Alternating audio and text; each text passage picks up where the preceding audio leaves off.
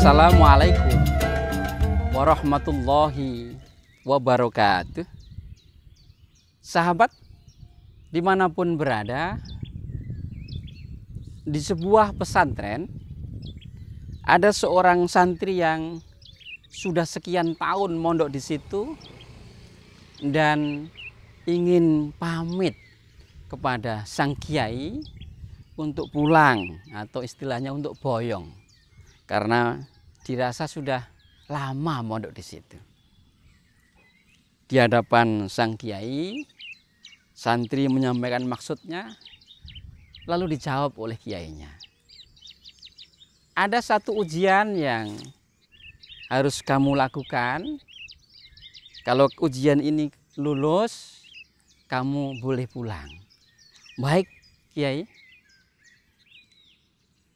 Ujiannya adalah kamu cari makhluk yang paling hina atau yang paling buruk dibanding dengan dirimu. Kamu cari orang atau makhluk yang paling hina atau yang paling buruk dibanding dengan dirimu. Tak beri waktu 3 hari untuk melaksanakan ujian ini. Baik, kiai. Tapi sepertinya nggak butuh waktu 3 hari deh, kiai. Insya Allah 1 hari saya sudah cukup. Baik, kalau begitu silahkan. Maka hari itu juga sang santri berangkat keluar dari pondok untuk mencari orang atau makhluk yang paling hina atau yang paling buruk dibanding dengan dirinya.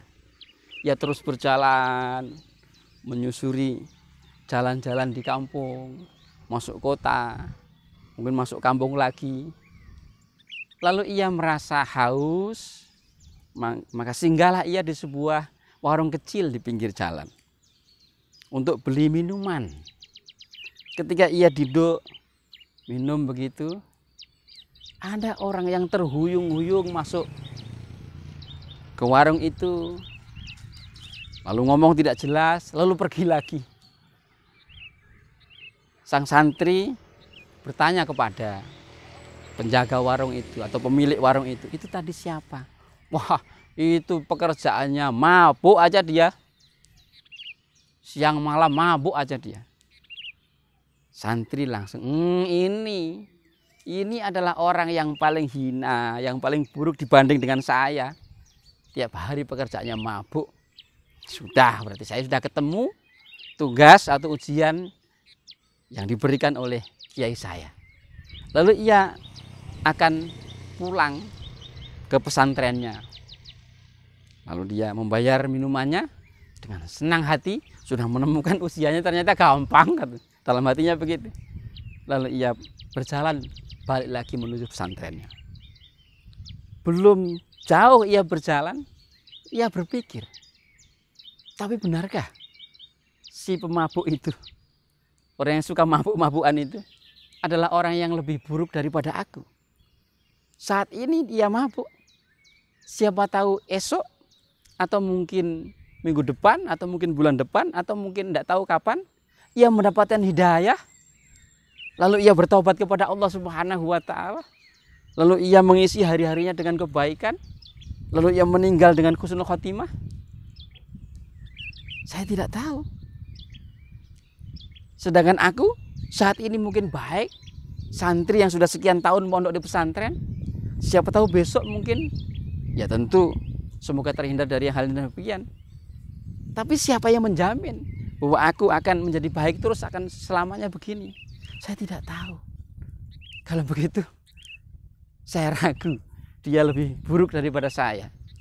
Akhirnya dia tidak jadi balik ke pesantren.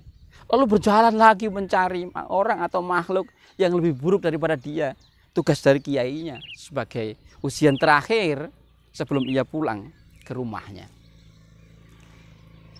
Ketemulah ia di sebuah pinggiran pasar, tidak jauh dari tempat pembuangan sampah begitu. Ada anjing yang kurus, bulu-bulunya kusut.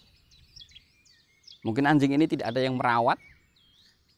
Setelah semakin didekati, kudisan anjing itu.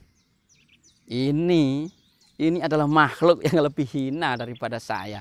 Sudah kurus, bulu-bulunya kusut, kudisan lagi, jelek lagi. Ini adalah najis lagi dia. Semangat dia balik ke pondok, akan ketemu kiainya. Dalam perjalanan pulang dia berpikir, dia memang anjing. Secara fikih najis. Bagi orang yang bersuci, kurus, kudisan, jelek. Tapi dia kan hewan. Setelah mati dia tidak ada hisab. Sedangkan aku nanti setelah mati dihisab. Ditimbang kebaikannya dengan keburukannya. Kalau berat baiknya, alhamdulillah masuk surga. Kalau berat buruknya timbangannya, lah ini masuk neraka ini. Berarti saya belum tentu lebih baik daripada anjing ini. Wah, saya nggak nemu jawabannya. Rasanya sudah sore, sudah capek, dia pulang ke pesantren. Langsung bertemu dengan sang kiai setelah cuci tangan, cuci kaki, wudhu. Bagaimana? Sudah menemukan? Sudah, kiai. Siapa? Saya sendiri. Loh, kenapa kamu sendiri? Saya bertemu diceritakan dengan orang pemabuk. Saya bertemu dengan anjing. Sepertinya kok saya masih mungkin untuk lebih hina daripada apa yang saya temui itu. Berarti kamu sudah lulus. Besok kamu sudah boleh pulang. Boyong ke kampungmu. Terima kasih kiai. Kenapa saya dikatakan lulus? Ya. Sebesar apapun ilmumu, setinggi apapun kedudukanmu, jangan pernah merasa lebih baik daripada orang lain. Jangan pernah merasa lebih mulia daripada orang lain. Kesombongan itu sebagus apapun orang itu, kalau ada sombong di dalam hatinya, merasa lebih baik, merasa lebih mulia, sesungguhnya ia hina. Tentu kamu ingat betapa iblis dahulu kala, iblis itu termasuk makhluk yang mulia kedudukannya dengan malaikat-malaikat Allah yang lainnya. Tapi karena ada kesombongan di dalam dirinya, merasa lebih baik daripada Adam alaihissalam, maka iblis diusir dari surga. Paham? Paham, Kiai? Sahabat, dimanapun berada, betapa penting bagi kita untuk menghilangkan hati kita, perasaan kita, dari merasa lebih baik, merasa paling benar, merasa lebih mulia daripada orang lain.